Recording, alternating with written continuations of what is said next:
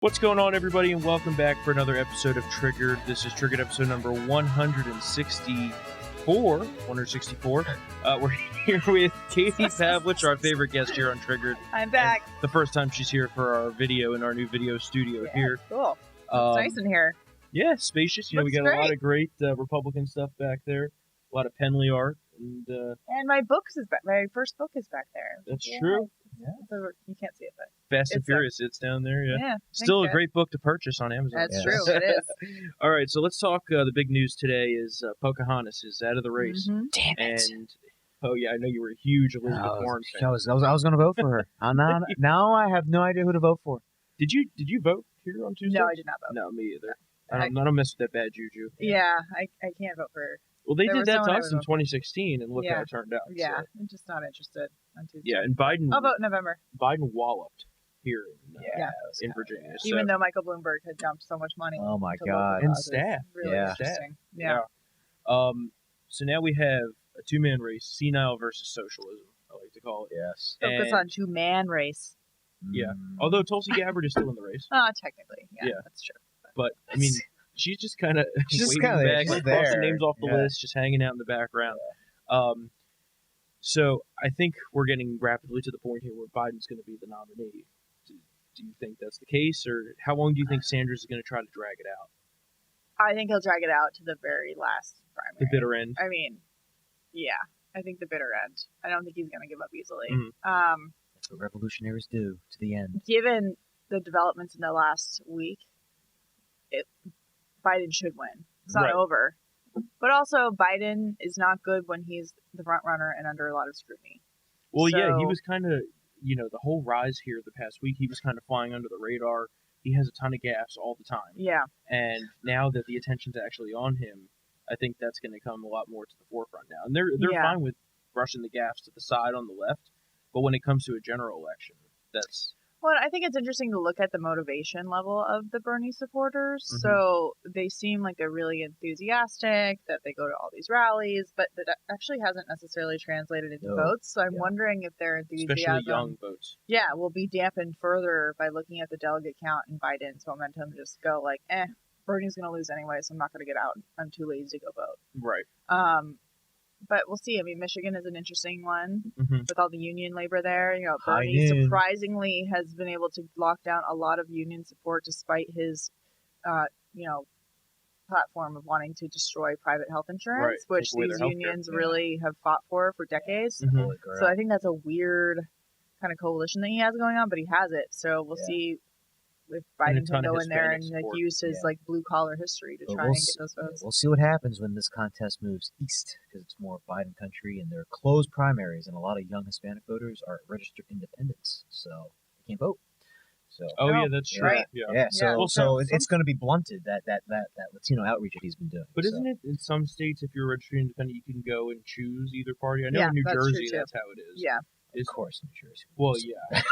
I mean, they don't have voter ID in New Jersey. I probably could go up there, pick a random name, and just vote right now, and they'd be cool with it. I'm that guy. Yeah. That guy. I don't think I was technically eligible to vote in the Virginia primary because I'm not a registered Republican. I'm a registered independent. It's open here. There's no registration. Okay, so I would have but I'm not going to vote for Democrats. Yeah. Well, right, exactly. Yeah. There you go. If anything, I was going to go and vote for Bernie just to sabotage, but I decided not to. Yeah, so, like you said, bad karma. Exactly. Yep. So next week we have 6 states. We have Idaho, Michigan, Mississippi, Missouri, North Dakota, and Washington State. I think the kind of split now is it's expected that Biden would win 5 of those, and that Bernie could win in Michigan. But that's a could. I mean, I could easily see a case where Biden ekes out a win there and completely sweeps. I definitely think Biden will take Mississippi, Missouri. Yeah. I'm not sure. I think Idaho would go to Bernie. Yeah. Could go Bernie. Washington, Bernie. Bernie does well in the West. Yeah, and then Michigan, I think Biden will probably pull it out, but I'm not convinced it's like totally locked down yet. Yeah. But if he does, then it's over. Yeah. Well, and Dave Wasserman said that barring some sort of seismic event, it seems like this is going to wrap up relatively quickly. Yeah.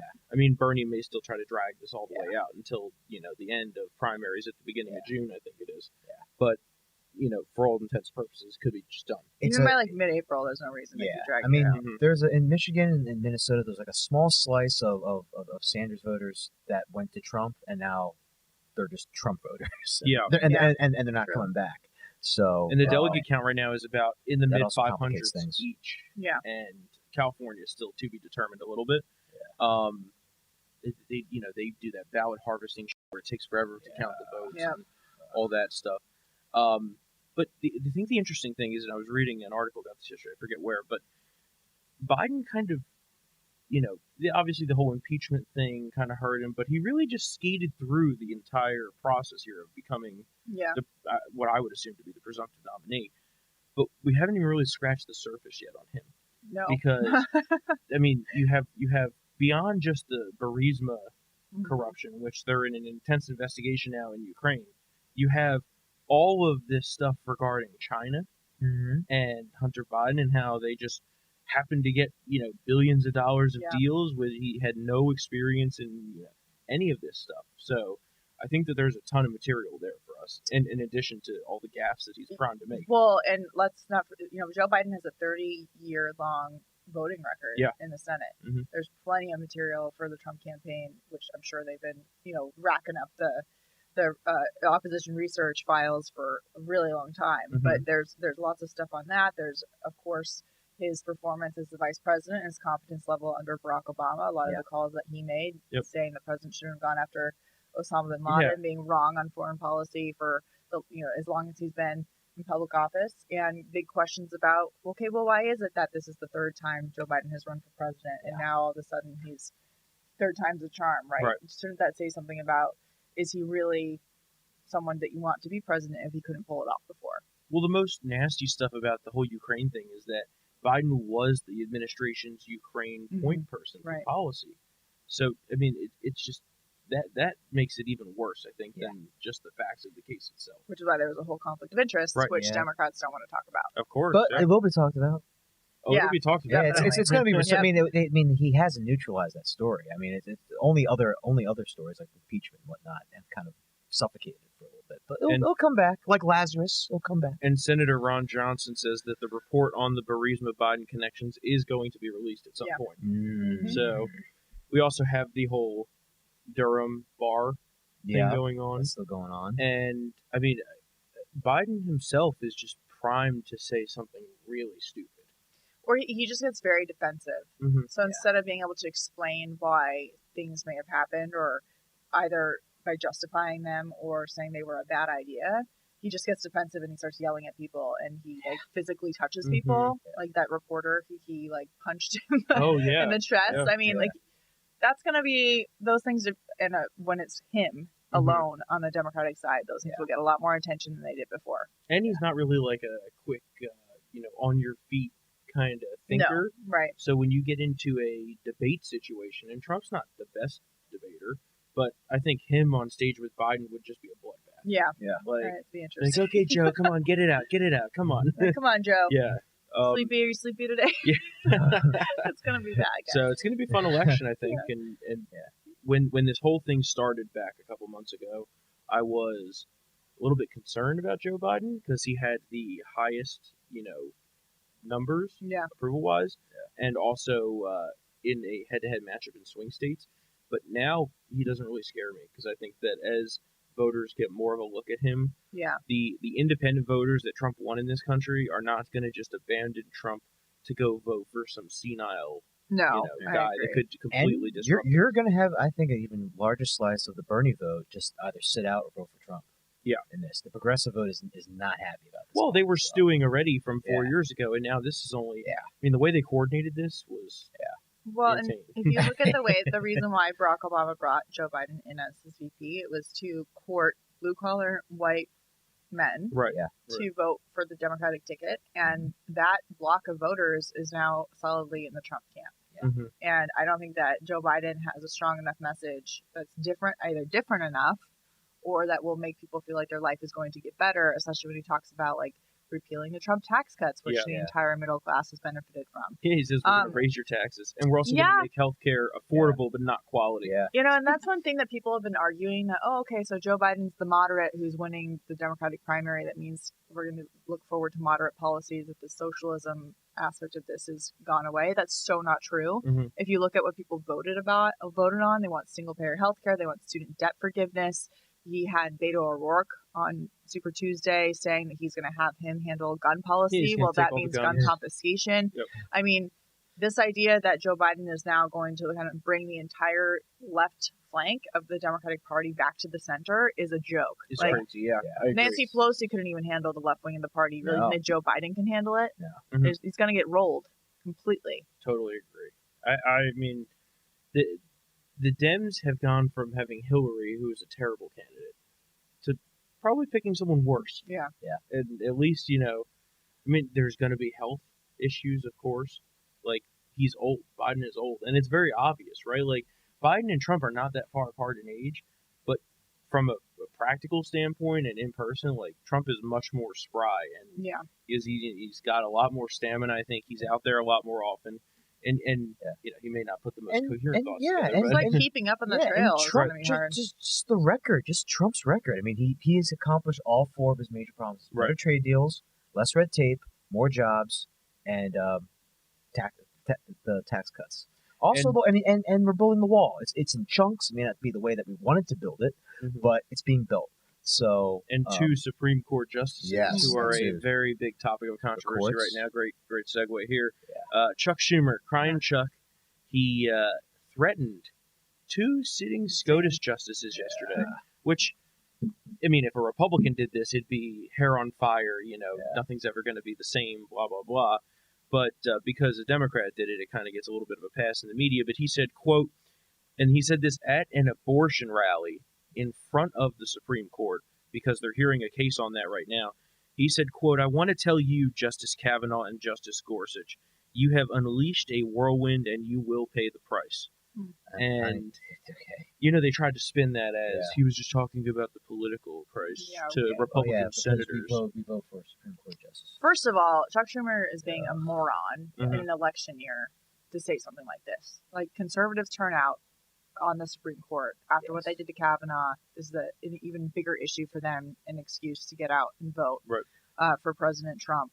And for him then to go to the Supreme Court and stand on the steps and openly threaten them and then be rebuked by Chief Justice John Roberts saying it was dangerous and that the justices are going to rule without having any threatening behavior from anybody. Which is extremely rare. Which is very rare. And then for Chuck Schumer's spokesperson to then come out and attack John Roberts, and for then Democrats like Sheldon Whitehouse in the Senate to come and say that John Roberts is being out of line for issuing a response, and that Kavanaugh and Gorsuch do deserve this kind of scrutiny and threatening language. Good luck politically pulling that off. Yeah. It's really dumb. And it goes back to the impeachment trial, actually, when you had Jerry Nadler accuse the Supreme Court of being he brought the Supreme Court into his argument.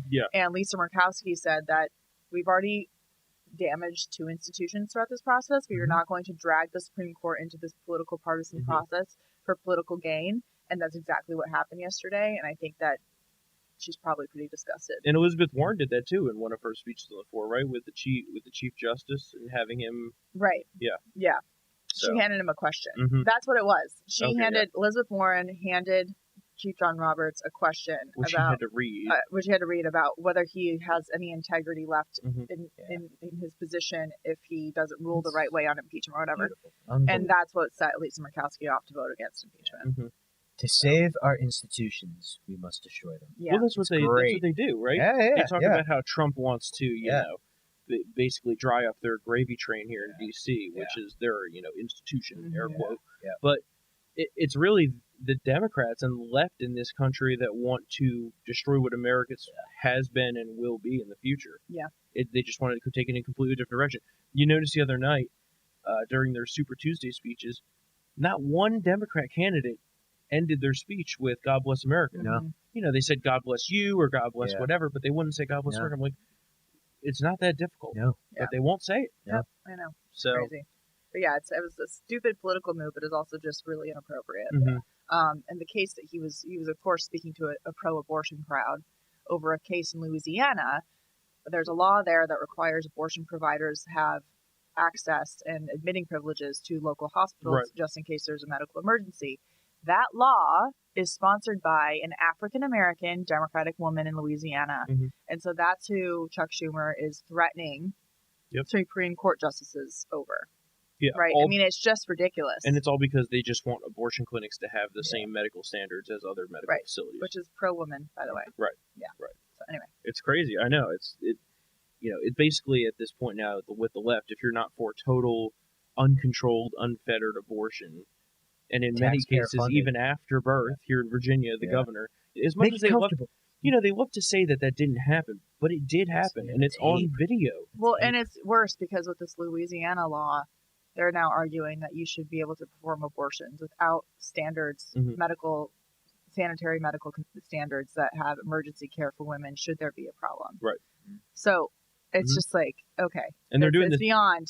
They're doing the same thing here in Virginia with lessening the restrictions on abortions, allowing more, air quote, providers to do it. And they would totally get away with saying that Ralph Northam didn't say that if there wasn't a video. But he did. Yeah. But he did. And they still didn't admit it. Yeah. So, all right, let's switch the gear here a little bit. Let's talk about last night on Brett Baer's show on Fox. The great Molly Hemingway, who we love, basically took about, I don't know how long the clip is, a few, less 90 than a minute, seconds. I think it was, or 90 seconds, to destroy the entire Russia narrative. And because we've talked about this on Triggered quite a bit over the last few years, and as someone who, understands Facebook ads, I've always said, it's literally impossible that they would have swung the entire election with $100-something thousand of freaking Facebook ads. Yeah. And no way. She totally agrees with that. Let's just listen to that and we can talk about it further. Roll the clip, Mr. Producer. I think it's interesting that Bloomberg is out. We had years where people were saying a couple $100,000 in barely literate Facebook ads from Russians caused Donald Trump to win. Here you had a guy spend nearly $1 billion and he went nowhere. It's a humiliating defeat for Michael Bloomberg. Just rewind a second. That is a great point. So Russia influenced the election with $200,000, $300,000 in Facebook ads? If that. And Mike Bloomberg couldn't get more than 50 delegates with $600 million? And that hurts Bernie Sanders' message, too, because he likes to say the billionaires control everything. Well, here, clearly, Bloomberg having all this money didn't do as much for him as Biden having the media and the establishment behind him did. I would pick media and establishment over But what he's getting upset about is the rigging, talk about, like, the establishment rigging it against Bernie. This is just an election. And I mean, that's Bravo, Molly. I know. There you go. She's the best. And there you go. It's just unbelievable to me that people think that's what swung the 2016 election. Meanwhile, you have Bloomberg, who spent well over $500 million. No one knows the exact number at this point. But like 700. It was almost a billion. We were still getting YouTube ads yesterday, even after it dropped out. So somebody clearly forgot to flip the switch on the ad. Turn them off for the sake of America. Get rid of them. Mike will get it done. No. It just totally demolished the entire argument there. I mean, and it also, I think, even just from a more macro scale, shows that people were concerned with, well, can you just jump in at the last minute and buy the election? I think the resounding answer to that's no. Which I think is a good thing. I agree. That's a good thing. But it also debunks this insane idea from Democrats that they've been making forever, because they want lots of money in their elections. But when it comes to Republicans having money, they want to curtail as much as they possibly can. Like the Citizens United fight, they're constantly fighting. Just by losing at the Supreme Court, they're always saying that money in elections is a bad thing. Well, again, 2016, Hillary Clinton spent more money than Donald Trump, still lost. Bloomberg spent almost $1 billion, lost miserably. So money is not everything. You need people and grassroots support to win elections. The billionaire class's reach is a little overplayed, maybe. I don't know. Just a thought. Well, and also not. You don't even necessarily need a campaign office, as Biden showed in Minnesota and Massachusetts. Yeah. He didn't even have like an office there or people, and just easily won. So and in Virginia, Trump's ground game operation in 2016 was not. Wasn't that good? Yeah. Wasn't that good. Biden only did one rally in Virginia and won. Yeah, and handily, well over 50%. Yeah. So interesting. let's talk about coronavirus here, which we talked about. Storm's freaking out about it. We talked about 20 minutes before the show. Panicking. Yeah. Listen, this is the guy who's getting on a plane. Get this man tonight, some okay? Puro. Yeah, I'm going to Florida. Unbelievable. God's antechamber. I can't believe you're getting on a plane, but I gotta see my parents. Well, you don't have to. I do. I have to see them. Not exposing yourself to coronavirus enough for it. Well, just don't give your parents coronavirus. That'd be terrible. Yeah, that's what I'm saying. Yeah, but hey, you know what? But the interesting thing that came out last night is Kevin McCarthy. They don't get it. Either it was last night or the night before. Kevin McCarthy was on TV on Laura Ingraham. It was actually the night before, and he was talking about how they had this bill ready last week. Yes, but Nancy Pelosi held the bill up and delayed it so that the Dems could run anti-Republican ads. I'm sure. On the coronavirus before Super Tuesday. Yeah, but they're super serious about public health. Those Democrats, they are super serious about getting funding to really fight this thing. No, they only care about power again, and that's proven. So could have had more research over the last week with $8 billion from the House and the Senate, but no. Instead, Nancy Pelosi had to get the ads out first. They're utilizing this and weaponizing this coronavirus against President Trump, trying to make this his, as if he invented the virus himself. I have heard more Democrats be harsher on Trump for doing I don't know what. Seems like they're handling it pretty well, than I've seen them criticize China for lying about this for God knows how long, which caused the spread of it to the rest of the world. Just like SARS. Like, why don't you talk to China about what happened? They're the ones who caused this problem. And just a few weeks ago, they were giving President Trump for putting the China travel blockades in place, saying it was xenophobic and a now terrible is that doing thing enough? It's just they can never win. It's absurd. And Chuck Schumer deleted a tweet about it. Yeah, premature. It's like, what? These people are unbelievable. And it's only 200 cases here so far confirmed, and 11 deaths, which are mostly in that one nursing home. It spread like a brush fire in the nursing home. Well, that's the thing is some poor schmuck was carrying it asymptomatically and went in there and ended up killing a bunch of old people. No, it's terrible. But it's not good. I think it's important for people to keep things in context. Yes. This is, based on what we know, it affects people over 70 years old for the most. And Fox has had on this guy who was on the cruise ship in Japan who's had coronavirus for like 3 weeks. He's been quarantined or something like that. And he says he had bronchitis and it was way worse. So doesn't mean it's not a bad thing and that it can't make you very sick. But it's definitely dependent on the person. Yeah. If you have pre-existing condition or if you're old or if you had bad lungs or some other complication. If you have a compromised immune system, those are the people it's really getting. But if you're young and healthy, essentially, you're going to be okay. Right. But obviously take precautions. Like, you still got to wash your hands. It's still not something you want to You should also wash your hands when there's not coronavirus. That's the gross thing about it. That's the gross thing. Everyone should be washing their hands anyway. Right. Everyone's like, oh, now I'm going to start washing my hands. I'm like, what do you mean start? You should always wash your hands. Although, you should be doing that anyway. In this bathroom here, the men's room here, I was just about to say that. There are some horror stories. Yeah, it's like a Somalian UN camp it's in there. horrible in there. It's just unbelievable. And the people leave the stalls and then they don't wash their hands. I'm just like, where the are you going in there? What are you doing? Get back here and wash your damn hands. Yeah. Oh my God. No wonder why it spreads like crazy. All these people take whatever.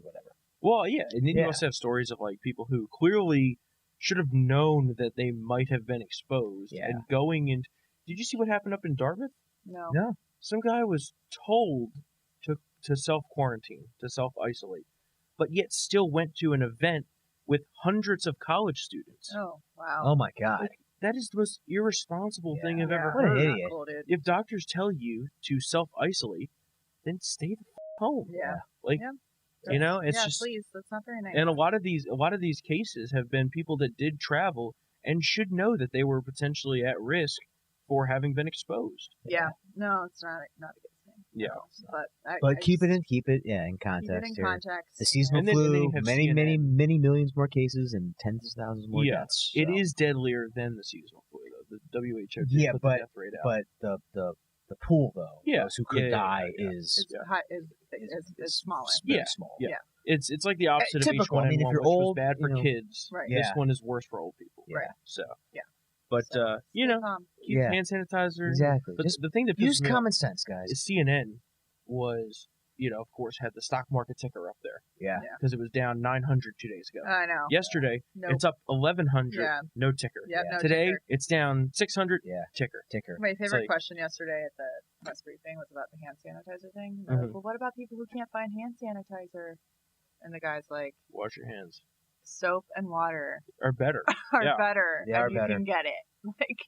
Just soap and water, guys. That's all you need. Don't need fancy hand sanitizer. Yeah, I know. They all think we're helpless. Well, also, some of us. Well, there are a lot of us. Yeah, some of us. Like we said about that. It does make super bacteria. That's true. People using it too much. I don't know. But yeah, there are a lot of helpless people. But hey, you'd be shocked with some of the questions that you get. What about the hand sanitizer? Soap and water. All right, let's talk about some illegal immigration. My favorite topic. So we have ICE doing great work out there, of course, but it's their life is made much more difficult by these sanctuary cities, which are lawless and basically lead to people getting either murdered and raped or worse crimes. I mean, I don't know how much worse you can get than that. Yeah. But you have now in New York City an illegal alien's been charged with sex crimes and arrested by ICE after New York City authorities released the suspects days after his arrest on charges that included child rape. Disgusting. Horrible. Miguel Federico Aki Atslam is 20 years old, and so he was just let go by New York City. And they have that bail law up there too. Right. But de Blasio law. What are they thinking? That when these people are arrested on violent crimes, that they should just release them regardless? They think it's only fair because they think that you shouldn't have to pay bail if you can't afford bail. Even if you're a violent criminal, if you can't afford bail, right? Well, in general, either but still, but really, you really shouldn't commit crimes if you can't afford to pay for them. No, I know it's just unbelievable. And then the fact that they prioritize illegals over American citizens. That too. Well, you hear story after story about this. So, this is from ICE, but this is from Border Patrol. They said in the span of less than 12 hours, Border Patrol agents assigned to the Rio Grande Valley sectors, McAllen and Rio Grande City stations, arrested 2 previously convicted sex offenders and a member of the notorious MS-13 gang. So that's in 12 hours. And then again, they said a Mexican national claiming to be a U.S. citizen at a checkpoint was traveling via bus and had a imposter birth certificate and a fake California state ID card. So there's also the violent aspect of this, but also the horrific identity theft issue that goes on that doesn't get much attention, which ruins people's lives. They just tried to legalize that somewhere. I think it might have been California, right? Where they said, "Oh well, if you're an illegal and you falsify documents, there's no penalty. But if you're a citizen and you falsify something, which is crazy. I mean, that is a years-long process when your identity gets stolen to get it back. Yeah, it destroys your credit. All this stuff. My dad had terrible. that. Yeah, took him about 9 years. Yeah, to 9 get years to get it like squashed. A whole decade of your life. And in Montgomery County here, me and Matt talk about this a lot on the show. They always have these cases. But just last week, someone was arrested at a high school, an illegal, who had just raped one of his classmates. Yeah. And he was 20 years old. Yeah. In a high school. Yeah. Why are we allowing 20-year-old illegal aliens into our schools? Listen, everyone has a right to education, Katie. Even if you're 20 years old. Everyone has a right to education. Past adulthood. Well, it's like, why are we letting illegals into our schools anyway? Yeah, I know. Well, that's the document. That's another. Yeah, sometimes they just willy-nilly just let them in. And great news this morning, President Trump tweeted, as per the recent federal court ruling, the federal government will be withholding funds from sanctuary cities. They should change their status and go non-sanctuary. Do not protect criminals! Exclamation point. They change your status to non-sanctuary. Yeah. Well, we've been fighting this in the courts for 2 years now since they tried to put that policy in place. Finally got the ruling that they needed to be able to do this. So now they're going to strip places like Chicago and New York of their funding. Places like Montgomery County of their federal funding. And hopefully that's going to end up hurting their pocketbook, and maybe they'll change their minds. Yeah, and then this comes on top of the feds saying that they're no longer going to honor global entry and trusted traveler in New York because the local government won't turn over information on people and travelers, and so therefore they can't trust the information is accurate. And if they're letting illegals have driver's licenses, you're compromising the primary identification system. Yeah, so they're like, we can't do that for you now. So now they're going to pull the funding. So I wonder if that will force some of these leftist state legislatures to come to the table and actually enforce the law. It should. We just want to follow the law.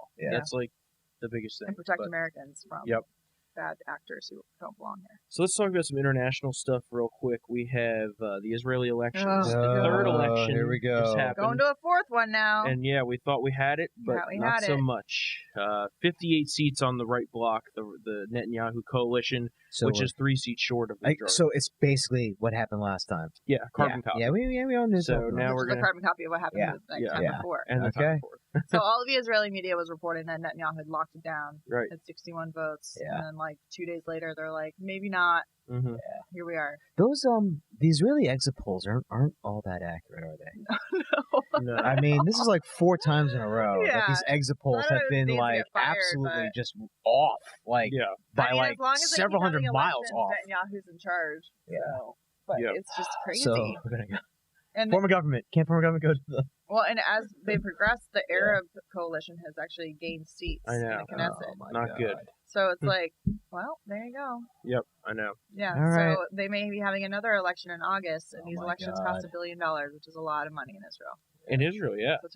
They should be spending that money on defense. Yes. Terrorists right on their borders. Exactly. So...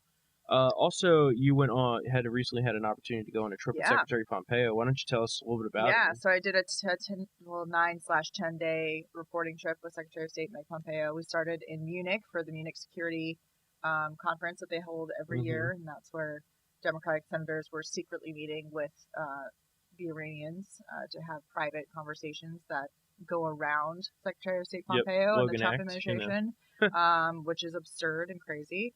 So we started there, and then we did a tour through Africa. So we stopped in Senegal, where we have a lot of security interests there, terrorists, that kind of thing. We've been partners with Senegal for, I think, almost 100 years now. Mostly Muslim country that we have a really good relationship with. And then we moved to Angola, which has a really interesting, rough history. It's used to be a Portuguese colony, essentially.